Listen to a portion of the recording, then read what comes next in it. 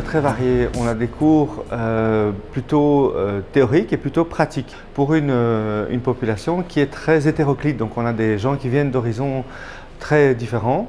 On a des cours d'histoire de l'art, on a des cours de philo, de l'art, de l'espace, images numériques, du dessin, de l'audiovisuel, de l'argumentation et narration, narratologique. Il y a 3 axes. Il y a d'abord un axe plus théorique avec un axe plutôt analyse des arts, esthétique des arts et philosophie. Puis il y a un axe pratique artistique. Et puis alors il y a aussi un axe plutôt expression, des cours de son et musique et d'expression théâtrale. En option, on propose notamment des workshops où tous les cours vont se mettre en commun. Il y aura une semaine un peu cocon où il y aura un projet final à développer en fin de semaine, mais cette semaine sera particulière. On propose aussi aux élèves de pouvoir aller au FIF, au KIC ou au JAP. Les JAP, c'est les Jeunesse Arts Plastiques. Ce sont des conférences qui sont organisées tout au long de l'année et qui parlent d'artistes, de collectifs. Ils ont aussi un stage donc dans une structure artistique ou culturelle pour aussi découvrir l'envers du décor et voir un petit peu comment fonctionnent des artistes ou des personnes qui travaillent dans le milieu culturel. On a la chance d'avoir du très bon matériel à l'IATA. Donc on a des ordinateurs de montage, on a des bons logiciels pour faire de l'image, etc. Le numérique est fourni par l'école. Peut-être que certains éléments pour le dessin, peut-être qu'il y a un certain matériel qu'eux vont devoir avoir.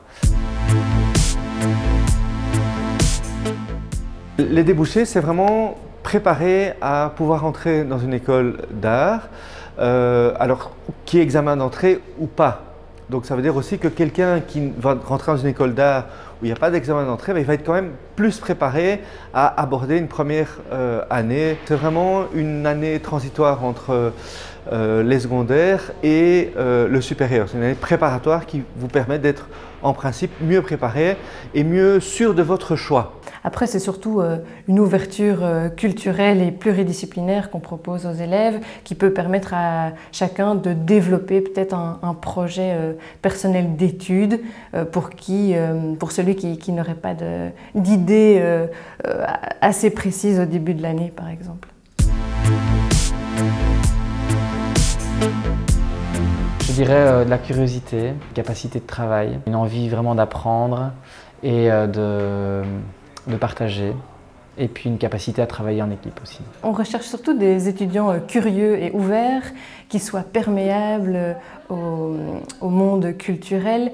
On demande aussi la maturité et l'autonomie des élèves, puisqu'ils sont quand même aux portes des écoles supérieures, et qu'ils puissent aller piocher dans chacun des cours qu'on propose des outils, des petites astuces, des éléments pour justement leur objectif à eux personnel.